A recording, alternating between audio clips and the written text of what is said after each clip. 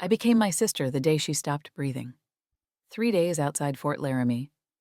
Emma was the sun. I need you to understand that first.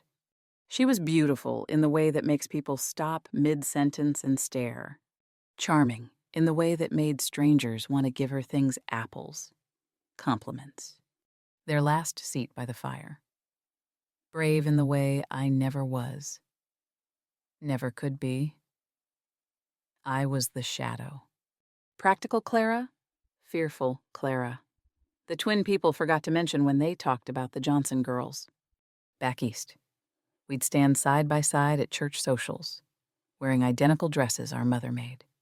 People would smile at Emma, then notice me as an afterthought. "Oh," they'd say, surprised every time. "There are two of you."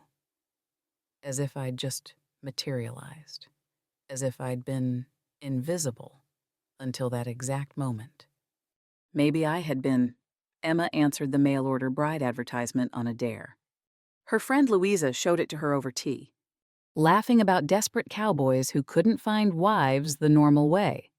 But Emma read those letters from Thomas Mercer of Montana Territory, and something shifted in her face. She read them to me at night, her voice soft with wonder. "He writes like a poet disguised as a cowboy," she said, tracing the words with her finger. I memorized those letters over her shoulder. Memorized words meant for someone else. Words about mountains that touched the sky. About silence that felt like peace instead of loneliness. About building a life with careful hands and patient hope. Emma fell in love with those words. I fell in love with the escape they promised. When she told our family she was going west to marry a stranger.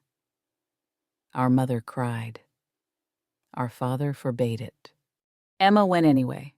She always did exactly what she wanted. I was supposed to stay behind, be the good daughter, marry the general store clerk who looked at me like I was adequate, like I do. But Emma asked me to come with her on the wagon train. For company, she said, just to Fort Laramie.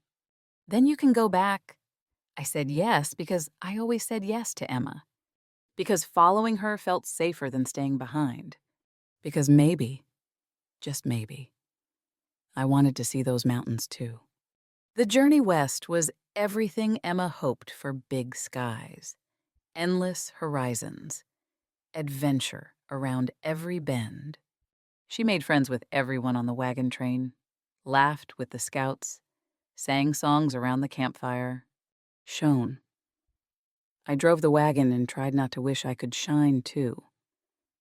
The fever took her fast. 3 days of burning skin and labored breathing while I bathed her forehead and prayed to a God I wasn't. Sure was listening. She kept asking for water, kept saying Thomas's name, kept reaching for letters that weren't there. On the 3rd day, her eyes finally focused on me. "Clara," she whispered, "I'm here. I'm right here. Don't go back." Her hand squeezed mine weakly. "Promise me.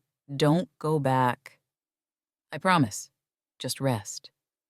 "Emma, please rest."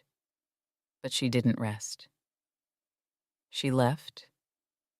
I buried her 3 days outside Fort Laramie with help from the wagon master and 2 kind women who barely knew us. We marked the grave with stones and wildflowers. I stood there after everyone left, holding her things letters tied with ribbon. A photograph of Thomas Mercer. The promise of a life she'd never live.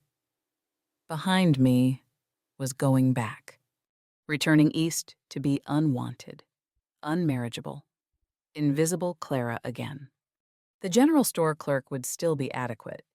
I'd still be less than adequate for him. Ahead was Montana Territory, a man who'd never met Emma in person.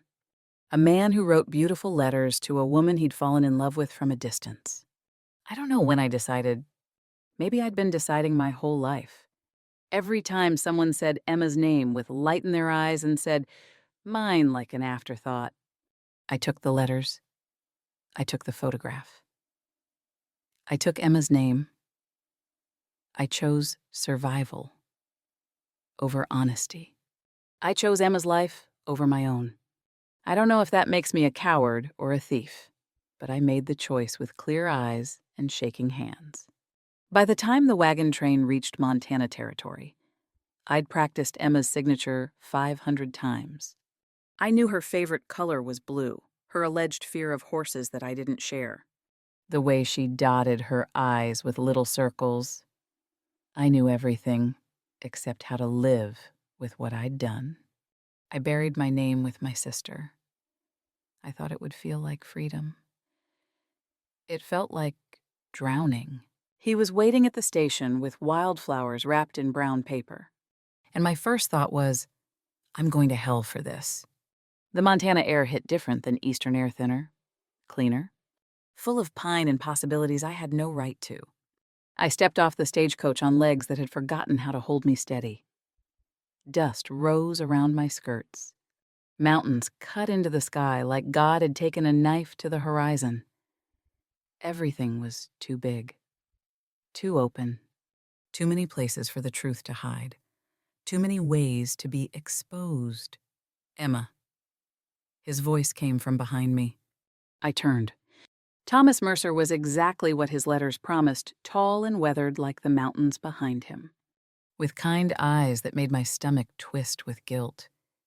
He held those wildflowers like they were important, like I was important.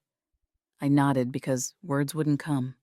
Speaking Emma's name out loud felt like stepping off a cliff. I'm Thomas. He smiled, uncertain, sweet. Real in a way I hadn't prepared for. Welcome to Montana. How was the journey long? I managed. My voice came out different than Emma's lower, rougher from days of crying. I couldn't explain. I'm tired. Of course you are. He reached for my trunk without being asked. His hands were careful with it. We'll get you home. You can rest? Home. The word landed wrong.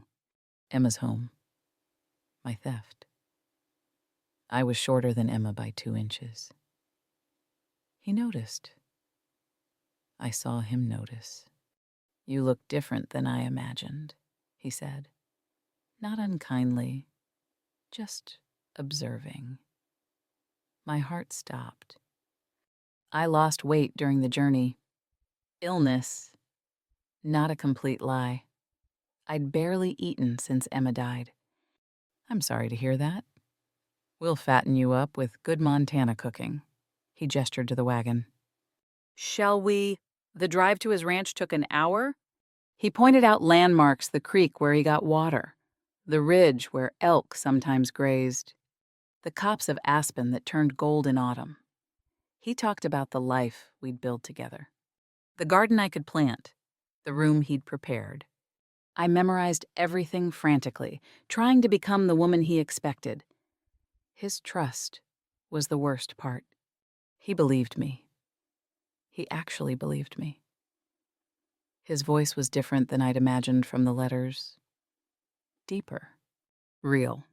I'd built a fantasy in my head, Emma's fantasy, and now I had to live inside it, while my own voice screamed that I didn't belong. You're quieter than your letters, he said gently. Everything all right? Just tired? The journey was difficult. I caught myself before saying, my sister. I changed it to, I lost some things along the way. I'm sorry. He meant it. I could hear it in his voice. We'll make new things here, better things. The ranch appeared over a rise-neat cabin, sturdy barn, pastures rolling out toward mountains I'd only read about. Beautiful, isolated, safe. Everything I'd wanted. Everything I was stealing. He carried my trunk inside, showed me the bedroom, our bedroom. I froze in the doorway. I can sleep in the barn until you're ready, he said quickly. Reading my panic. I know this is all very new. We don't have to rush. His kindness was a knife I'd be stabbing myself with for as long as I kept lying. That evening, he made dinner simple stew. Bread that was slightly burned. He apologized for the bread. I told him it was fine. We ate in near silence across from each other, and I cataloged everything. The way his eyes crinkled when he almost smiled, the slight gap in his front teeth, the way he cut his meat into precise squares before eating. Details Emma would never know. Details I had no right to. I'm glad you're here. Emma, he said quietly, not looking up from his plate. I was starting to think happiness was something that happened to other people. I nearly broke. Nearly confessed everything right there over burned bread and honest stew. But the words caught in my throat, trapped behind fear and exhaustion, and the terrible certainty that if I went back now, I'd disappear completely. That night, in the room that was supposed to be Emma's. I looked at myself in the mirror. Same face Emma had, different name, different life, different lies stacked on top of each other until I couldn't remember what truth felt like. I practiced saying it, I'm Emma. The lie tasted like ash. I said it again anyway. We married 3 days later in a church that smelled like pine and old promises. The ceremony was small preacher, 2 witnesses from town. Sunlight filtering through windows that needed cleaning. I wore a borrowed dress from a woman I'd never met. It fit poorly. Emma would have altered it, made it beautiful. I just wore it and hoped no one looked too closely. Thomas stood beside me in a pressed shirt, hands clasped behind his back. Nervous. I wondered if he could hear my heart trying to escape my chest. The preacher asked if I took Thomas Mercer as my lawfully wedded husband. I do, I said. Emma's voice. Emma's vow. Emma's lie. He asked Thomas the same. I do, Thomas said, looking at me like I was precious, like I was worth keeping. I signed the register Emma Johnson in handwriting I'd practiced until my hand cramped. Watched the preacher record it in permanent ink. Felt the lie become legal. Binding. Unbreakable. Mrs. Thomas Mercer. Except I wasn't. The townspeople congratulated us outside. Curious eyes examined the mail-order bride, looking for flaws or peculiarities to discuss later over their own dinners. I smiled until my face hurt. Shook hands I couldn't feel. Thanked people whose names I immediately forgot. Thomas drove us home in the wagon. His wife, his stranger, his mistake. Though he didn't know it yet. Thank you for saying yes, he said quietly. Eyes on the road. I know this arrangement isn't conventional, but I promise I'll do my best to make you happy. You don't have to thank me. My voice came out wrong, too thick, too honest. I'm the one who should be thanking you. For the life he was giving me. For the name I was stealing. For not seeing through me. Not yet. That night, he showed me to the bedroom again. Our bedroom now. Legally. I know you're exhausted, he said. Standing in the doorway like he was afraid to come closer. And you've been through so much with the journey, and losing you mentioned losing things. I thought maybe you'd want more time before, he gestured vaguely at the bed. Before we make this a real marriage, I can still sleep in the barn. Relief and shame flooded me in equal measure. Thank you, I whispered. I just need a little time. Take all the time you need, Emma. I'll be right next door if you need anything. He left, closed the door quietly behind him. His respect made everything worse. The next days settled into a routine that felt both foreign and strangely natural. He woke before dawn. Left coffee for me already made, still hot when I finally dragged myself from bed.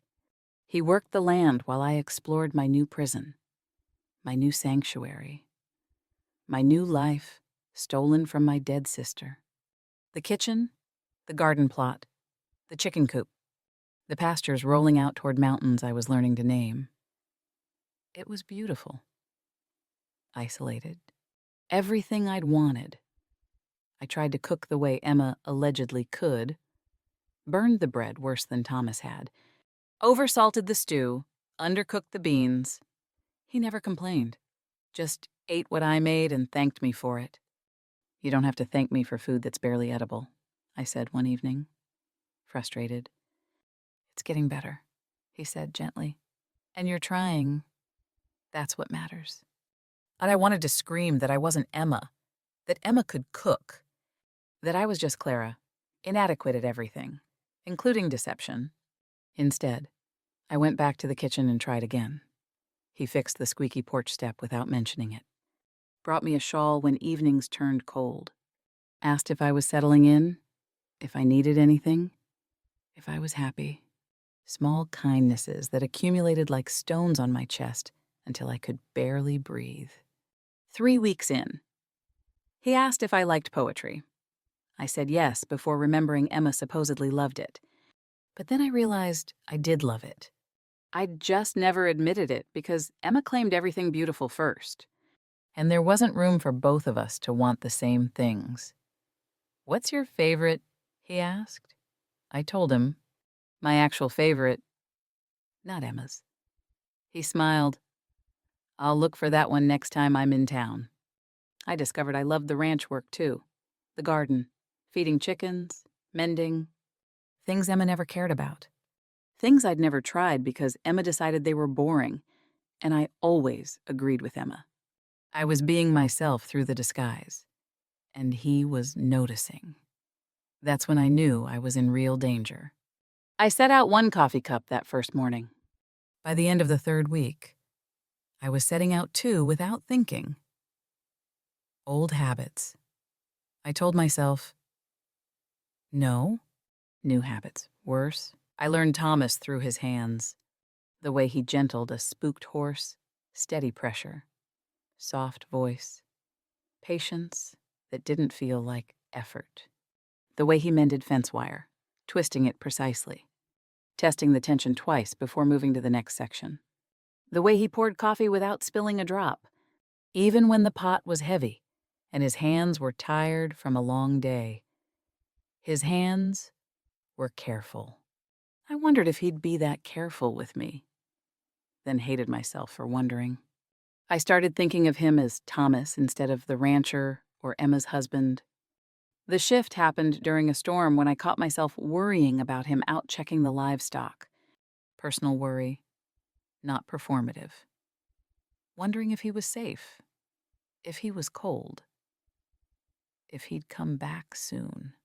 When he came through the door, soaked and shivering, I had hot coffee ready without being asked. "You didn't have to wait up," he said, surprised. I wanted to. Truth. The first true thing I'd said in weeks. Branding season came. I helped from a distance bringing water, food, clean rags for the men he hired from town. I wasn't Emma, charming and comfortable with strangers. I was quiet, efficient, invisible in the way I'd learned to be. But Thomas noticed. "Thank you," he said at the end of the long day. "You made this easier." The garden was where I found myself. My mother had taught both twins how to plant, how to coax green things from soil. Emma had been bored by it. I'd paid attention to every word. Now I knelt in Montana dirt and remembered. Which plants liked sun, which preferred shade. How deep to plant seeds. When to water, when to let the earth rest. Thomas found me there one afternoon. Hands black with soil, hair falling from its pins. "You're good at this," he said, crouching beside me. "My mother taught me." Emma never mentioned she liked gardening. In her letters, I froze. I didn't know I did. Until now? Not a lie. Not quite. He helped me finish the row. We worked in comfortable silence, and I realized this was partnership, real partnership. Not the performance of marriage, but the actual work of it. I slipped constantly. Used phrases Emma wouldn't, laughed too loud at something that struck me funny. Showed knowledge Emma didn't have about horses, about preserving food, about the way weather smelled before it changed. Each time, I saw him pause, saw him watching me with an expression I couldn't read. Thought, this is it. He knows, but he never said anything. Just went back to whatever he was doing. And I went back to pretending. One day he brought me work gloves, real ones, sized for my hands. "Saw you struggling with mine," he said, handing them over. They fit perfectly. He'd been observing my hands, my struggles, my specific needs, not Emma in general, me. I stared at those gloves like they were dangerous, like they were proof. "Thank you," I whispered. "You're welcome, Emma?" But the way he said it felt like a question. Somewhere between the second week and the fourth, I stopped performing. I just existed, worked, laughed when something was funny, was quiet when I had nothing to say, let myself be. And he seemed to prefer it. Seemed to relax around the real me in ways he hadn't, around the Emma I was trying to be, which meant I was lying even when I wasn't trying to. We were working the garden together when he said it. "You're different than I expected from your letters." My hands stilled in the soil. Different how? Better. He pulled a weed, examined it, tossed it aside. More real. I couldn't breathe. "What do you mean? I don't know exactly. The letters were lovely. But you—" He looked at me then. Really looked. "You're more yourself. Does that make sense?" "No." "Yes. Too much sense." "I think so." I managed. He smiled and went back to weeding. I caught my reflection in the water trough later. Emma's face, my expressions. I didn't know who I was anymore. Maybe I never had. That night, I heard him on the porch, playing a harmonica badly. Emma would have teased him, made it charming and light. I just listened from my bedroom, smiling in the dark, and I thought I'm falling in love with my sister's husband. Except he wasn't hers. He was mine. Legally. On paper. In the eyes of God and the state of Montana. Except I wasn't me. I was her. Except he seemed to be falling for me, not her. Except none of it was real. Even the parts that felt real. The contradictions were dizzying. I lay awake counting them like other people counted sheep. Counted all the ways this could end. Counted all the ways I was going to lose everything. Counted his footsteps when he finally came inside. When had I started counting his footsteps? When had his silence become familiar? When had I begun to miss it? When he was gone, I wondered when I'd started counting his footsteps. When had his silence become familiar? When had I begun to miss it? When he was gone, I fell asleep still, wondering, the day I cried in front of Thomas was the day I knew I was in real trouble. The letter came on a Tuesday. Mail delivery was irregular this far from town, so when the writer came up the drive, I was surprised. Thomas was out checking fence lines. I took the letters from the writer, thanked him, watched him leave. 3 letters, 2 for Thomas business, by the look of them. One addressed to Miss Emma Johnson, care of Thomas Mercer. My hand started shaking before I even opened it. It was from back east, from a woman I didn't know, asking after both Emma and Clara Johnson. Had we arrived safely, she'd heard about mail-order brides going west and wanted to make sure we were both. Well, she'd send regards to our mother. I read it 3 times. Each time, the words got worse. Both Emma and Clara. Someone knew there were 2 of us. Someone would expect Emma to write back mentioning her sister. Someone would wonder why Clara never wrote separately. Someone would ask questions. The outside world, which I'd been trying to forget existed, had just crashed through my carefully constructed lies. I went to the barn, the only private place on the ranch, sat in the hay, and let myself break. For Emma. Who should have been here instead of me? For the life I'd abandoned back east. For the lie I was living. For falling in love with a man under false pretenses. For being so tired of being afraid, I wasn't quiet about it. Full. Gasping sobs that hurt my throat and chest. The kind of crying that felt like it might never stop. Emma. I jerked my head up. Thomas stood in the barn doorway, silhouetted against afternoon light. I couldn't answer. Couldn't stop crying. Couldn't explain without confessing everything. He crossed the distance between us and sat in the hay beside me. Didn't touch me. Didn't demand answers. Just sat there. Present and solid and real. What happened? He asked quietly. My voice broke. I'm just homesick. Missing family. Missing. I choked on the lie that was also truth. Missing people I've lost. I'm sorry. He was quiet for a moment. Then, I lost my parents young. Built this ranch alone. Thought I'd always be alone. Then your letters came, and I started to believe in second chances. I wanted to laugh, wanted to scream. I was a second chance, just not the way he thought. You made me believe in second chances, too. I whispered, true in ways he couldn't understand. Whatever you're carrying, Emma, you don't have to carry it alone anymore. The words unlocked something in me. I turned toward him, and he pulled me into his arms. First real embrace beyond hand-holding at the wedding.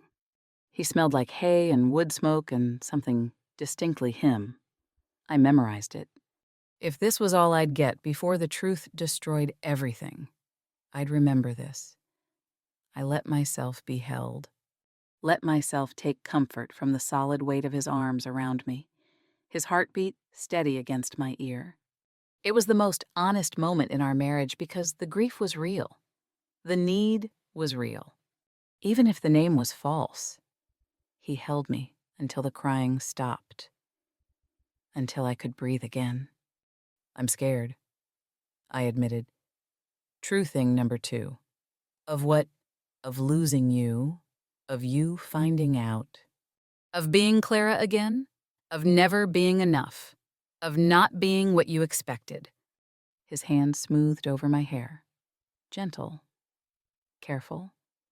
You're better than I expected. I already told you that. What if I'm not who you think I am? The question hung between us, dangerous and desperate.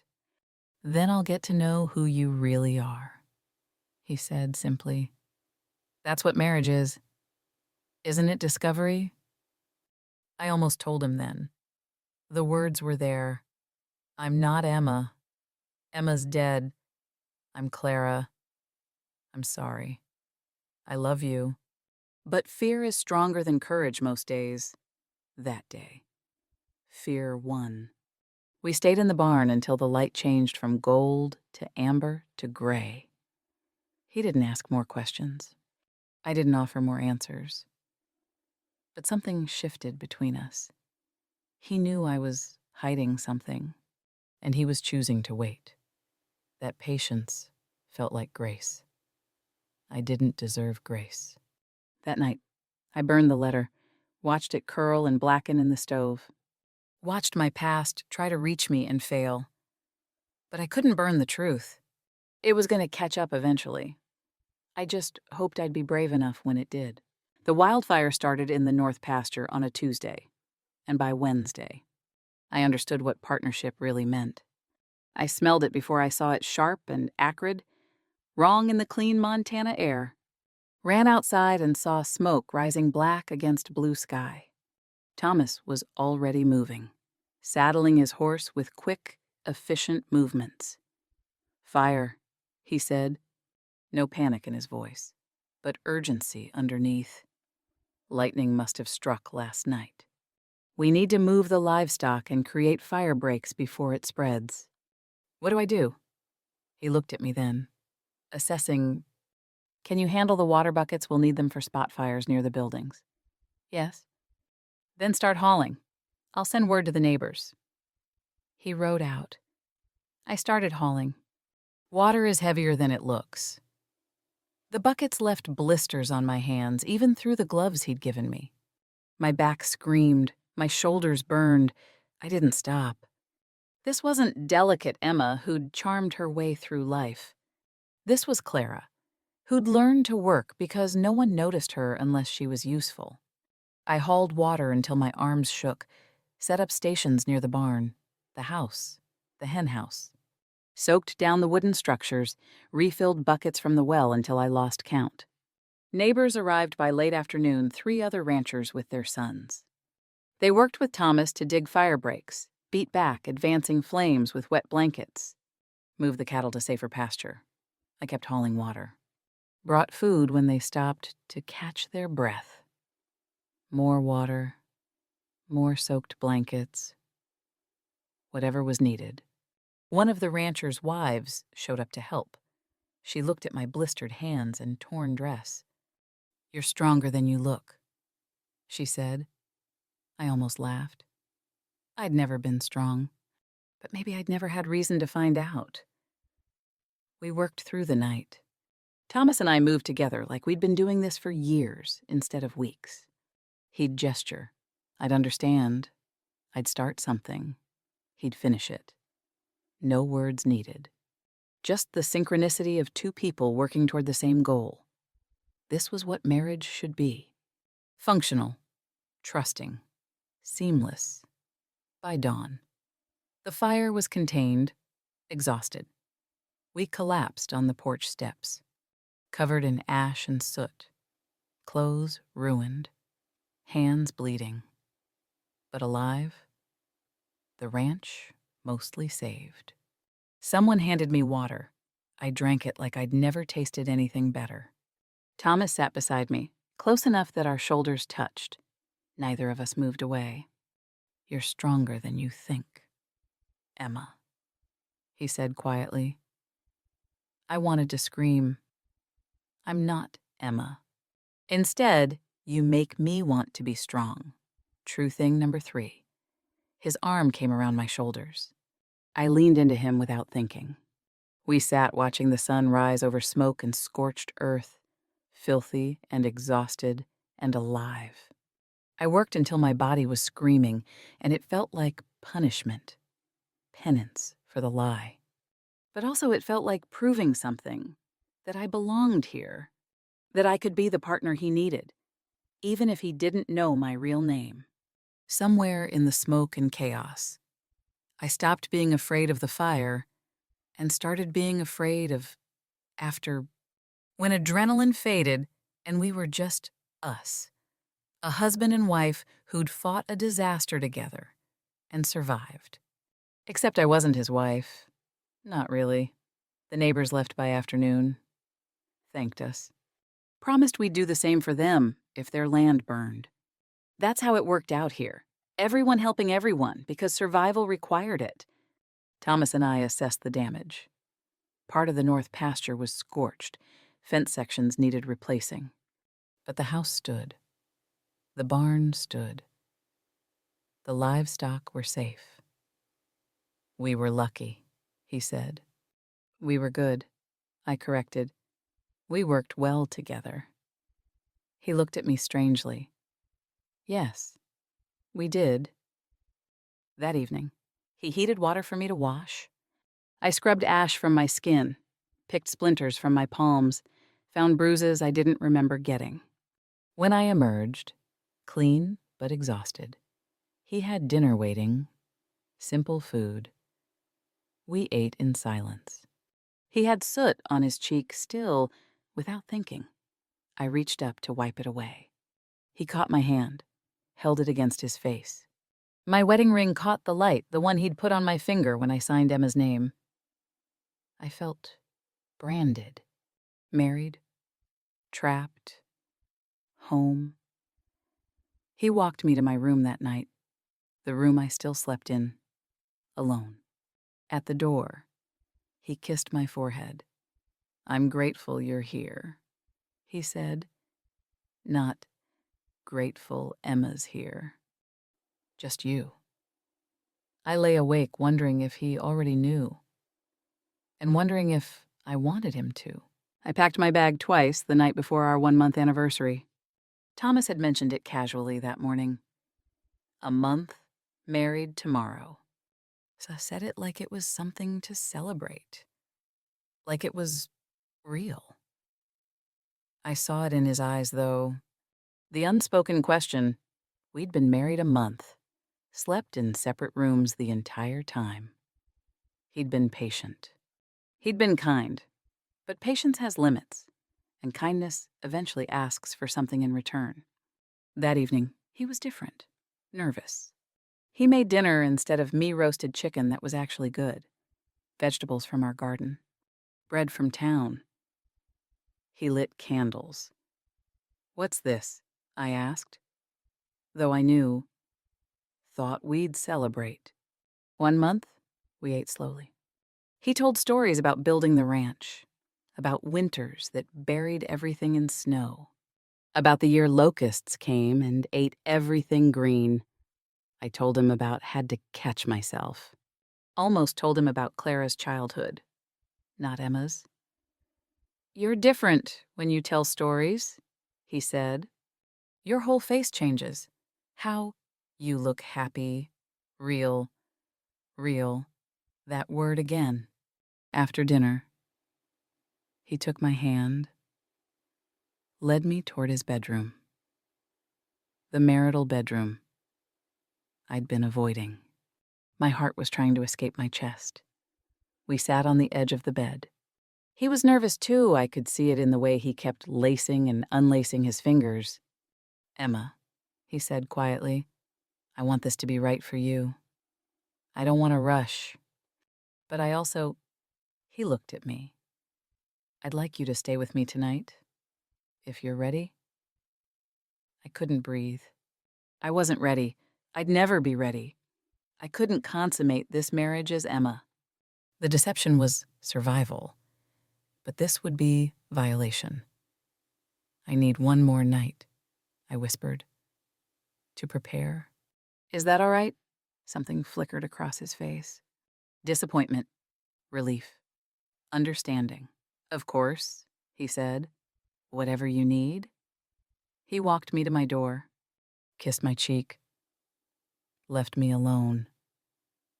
I waited until I heard his door close. Then I pulled out my bag. I couldn't do this. Couldn't cross this line. The marriage ceremony was one thing legal necessity, survival strategy. But sharing his bed under a false name, that was too much. That was a violation I couldn't live with. I could disappear, night coach to Denver. He'd think Emma had abandoned him cruel, but cleaner than the truth. I folded 2 dresses, counted my money. Wages from helping neighbors, carefully saved, enough to get me somewhere, anywhere. I sat on the bed with the bag beside me, memorized the train schedule, could leave at dawn. But I didn't move. I'd spent my whole life running, from comparisons, from Emma's shadow, from being second best. I came west, running from going back east. If I left now, I'd run forever. And I was so tired. I thought about what bravery means.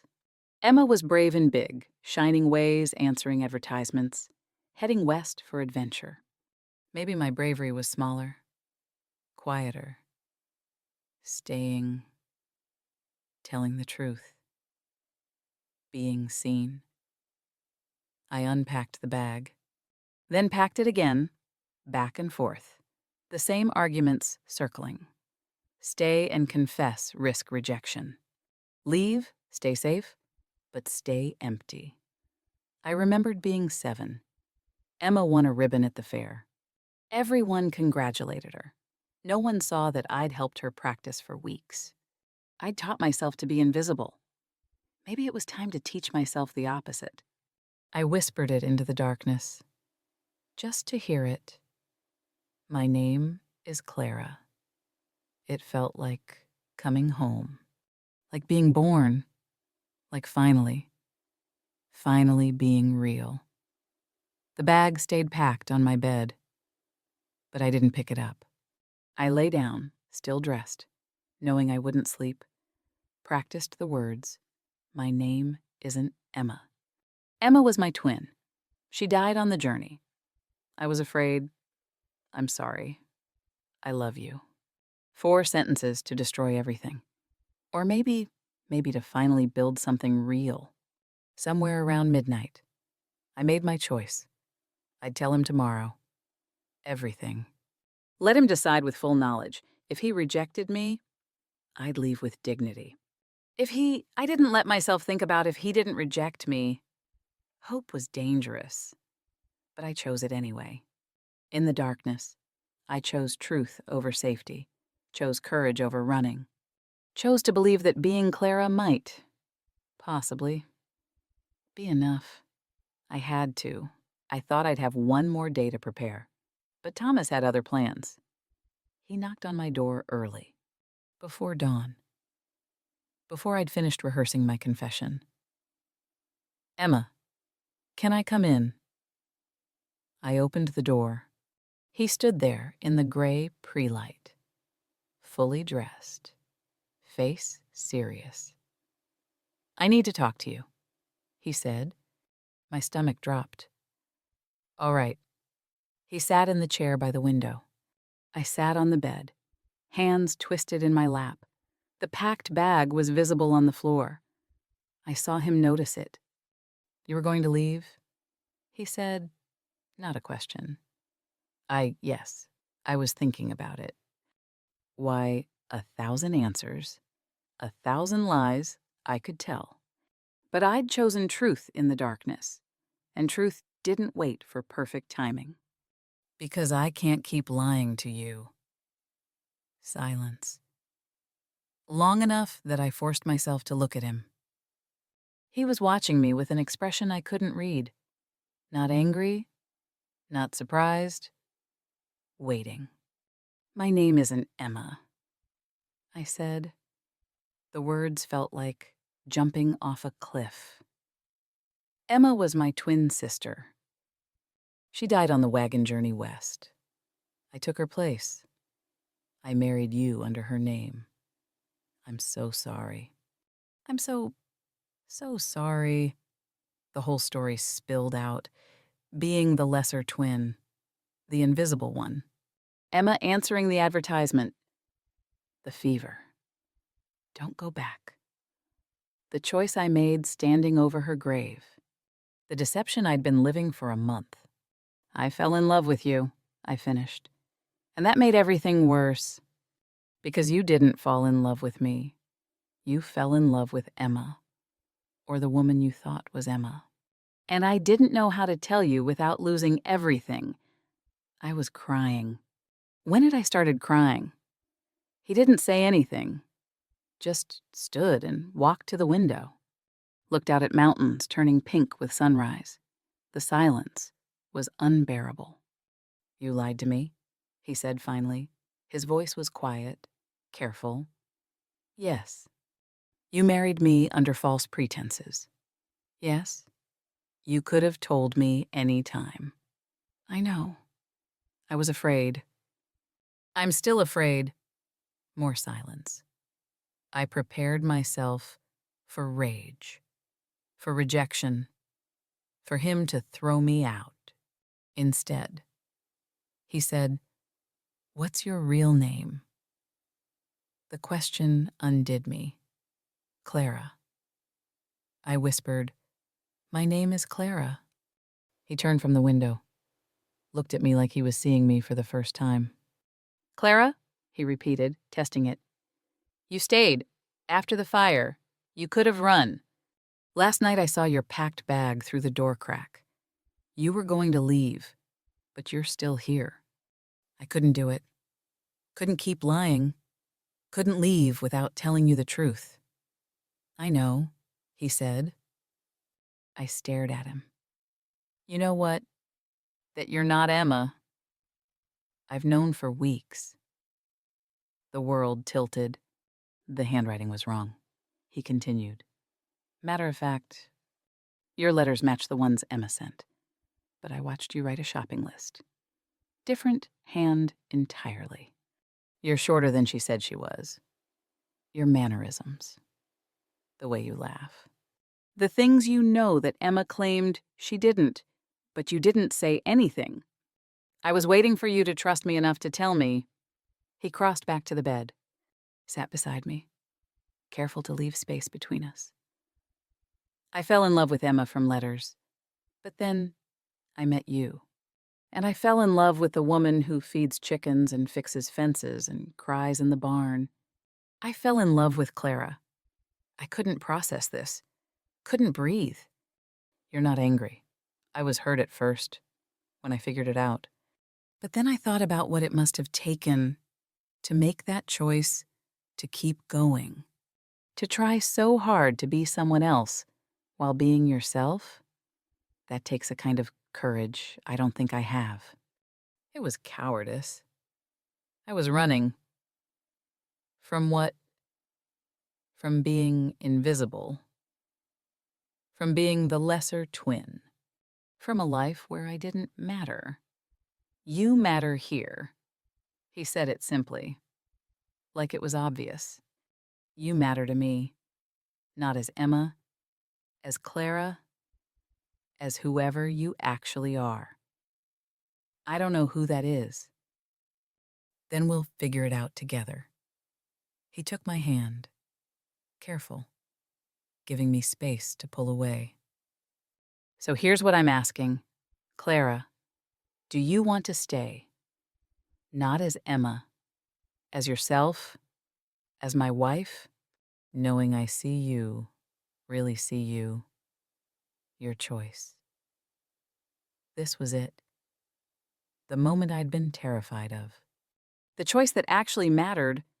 I could say no. Could leave with dignity and truth. Could start over somewhere as Clara. Invisible, but honest. Or I could say yes. Could risk being seen. Could build something real on the foundation of the most spectacular lie I'd ever told. "Yes," I whispered. "I want to stay, as Clara, as myself, with you, if you'll have me." He smiled. The first real smile I'd seen from him since I arrived. "Hello, Clara, I'm Thomas. Would you marry me?" I laughed through tears. "We're already married." "Not really."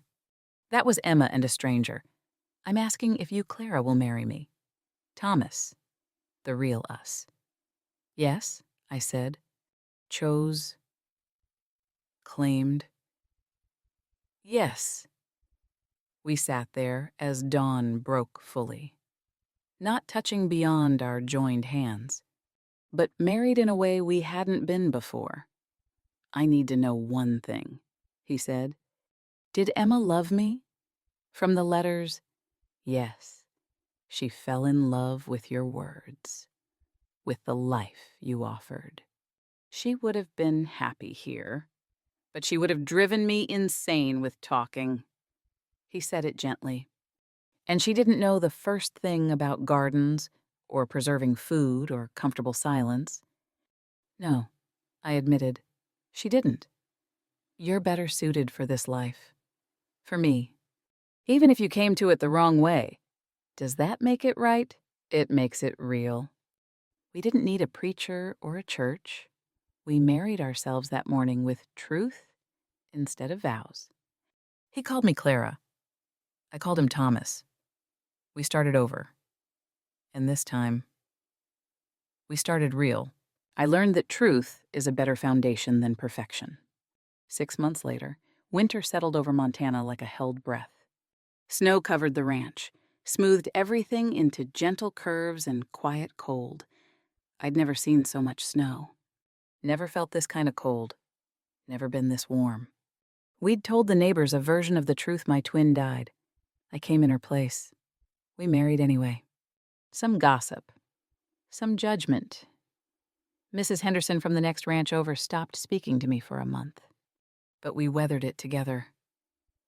And that made it bearable. The relationship was different now. Stronger. We knew each other really knew. I didn't perform. He didn't idealize. We argued sometimes. About small things. Mostly, whether to plant beans or squash in the South Plot. Whether to buy more chickens. Whether I'd been working too hard again.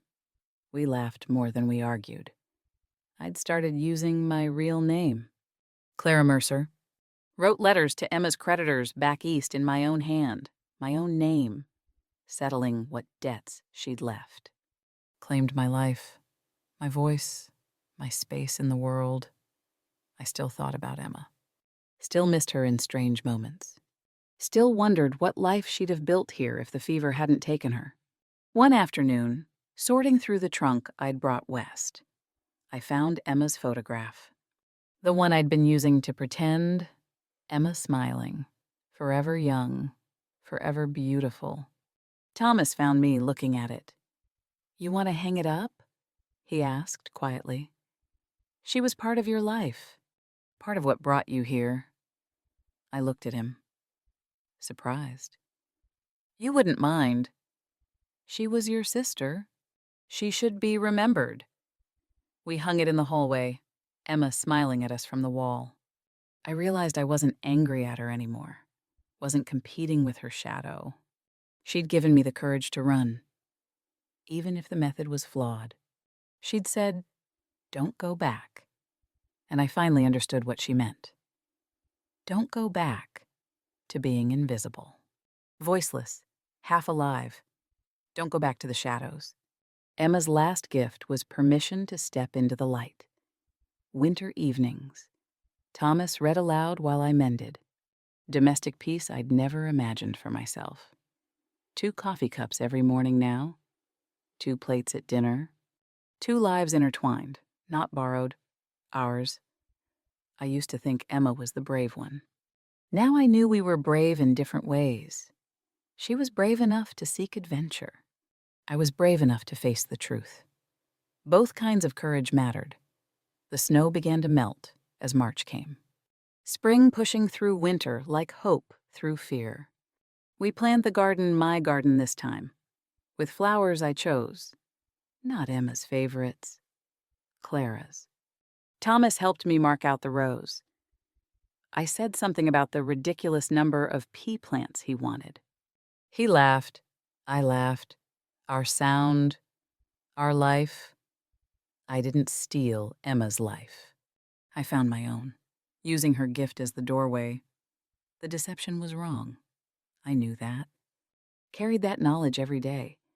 But it led me to the place I needed to be to become myself. I didn't know if that was redemption or just luck. Maybe it was both. I watched Thomas measuring the garden plot, arguing with himself about spacing, caught him watching me watch him, and we both smiled. I chose this. Not survival. Not desperation. I chose him, and he chose me. Clara, the lesser twin. The invisible one. The second best. Except I wasn't second anymore. Wasn't lesser. Wasn't invisible. I was just mine. And that was enough. Spring came the way it always does, slowly. Then, all at once, snow melted. Ground softened. I planted seeds in soil that was finally mine, under a name that was finally true. And when they grew, they'd grow as Clara's garden. Not Emma's shadow, not a borrowed life. Mine. I became myself the day I stopped pretending to be my sister. And the man I married, really married, loved me better for it. Emma would have approved, I thought. She'd been trying to tell me all along. Clara, step into the light. So I did.